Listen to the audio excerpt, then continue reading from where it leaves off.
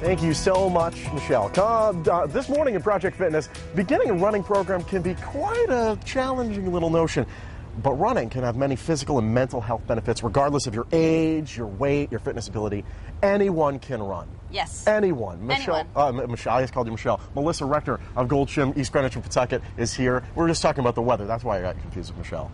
We're here to learn about running. This is Running 101, and I've never been a fan, so I need you to help me. Well, first and foremost, shoes. First tip. First tip. Okay. Shoes are very important. You know, not good. Not going to work for a nice long run. Okay. We have a couple of specialty stores here in Rhode Island. One's in the northern part of the state and one's in the southern part of the state. They're going to be online that you can check them out. But these specialty stores will really allow you to go in and they'll measure your foot, measure, you know, the way your foot rolls so that you're fitted properly, because a lot of times injuries start with improper footwear. Exactly. Okay, tip number 2. Set a goal. Oh, okay. Now, what goal should we be setting? How far we go? How much calories we burn? No, don't go by calorie burn. Okay. You know, how far you go generally is a good one. Your speed. You know, everyone starts at a different point, so make it a realistic one for you. So whether or not that be a 3-minute jog and then a 2-minute walk and then maybe a 4-minute jog and a 2-minute walk, and then the next few days increase it, you know, 10%. Try to keep building up. Yeah. Excellent. Now here's tip number 3, and this one is a little problem for me just in general because I slouch. How's your form?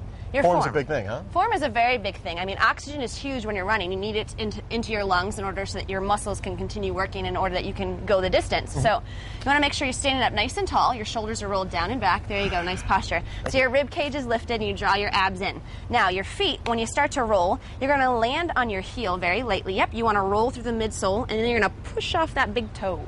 Ah, nice. This would not be considered a jog. Oh. We'd have to get a little propelling going in there. We will run offset. We will run offset. Tip number 4, slow and steady, which I love, finishes the race, right? Absolutely. You know, you don't want to go gung-ho right off the beginning and have a sprint. I mean, we have jogging, we have running, and then we have sprinting. So you need to figure out what level you're at in order to progress, and then maybe add some intervals in there. So you start with jogging. Start with jogging. Start with a nice light jog, and, you know, if we're on the treadmill, what speed would signify each one? That's the thing. Yeah, it's different for each person because for me, a jog with longer legs is going to be faster than for somebody who's maybe shorter, you know? But at the gym, we have classes that are for running classes and walking classes that you can gradually build. They're called trekking or road rhythm running at both East Greenwich and Pawtucket. All right, and finally, tip number 5. Give yourself a stretch and a cool down. Very important. You've earned it after you know, take your long run and your muscles are nice and warm. So very important. Cool down, give yourself a few minutes to walk at the end, bring your heart rate back to normal, and then stretch. Excellent. Melissa Rector of Gold's Gym, East Greenwich and Pawtucket, thank you so much for joining us. Race? We're going to run off. If you want more information on Gold's Gym, visit our website, foxprovidence.com.